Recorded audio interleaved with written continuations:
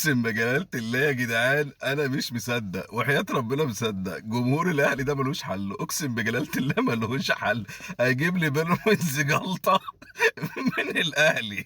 انت داخل تتحدى مين يا عم المغفل؟ انت ده بيني وبينك سنين ضوئية اصلا. يعني انت داخل تعلي عليها التذكرة وتعمل التذكرة ب 200 جنيه برضه اشتريتها. داخل بتستدعي جمهور ايا كان هو مين الجمهور، وتديله 200 جنيه وتعمل له وجبه فراخ عشان يخش يشجعك. جمهور الاهلي داخل شاري التذاكر اللي هي ببلاش اصلا، وخد ال 200 جنيه وقاعد يشجع النادي بتاعه اللي هو الاهلي، وقاعد ماسك الفرخ عمال يقزقز فيها ويشجع من مدرجاتك. يعني بص، يعني قاعد جوه بيتك اصلا يا مغفل.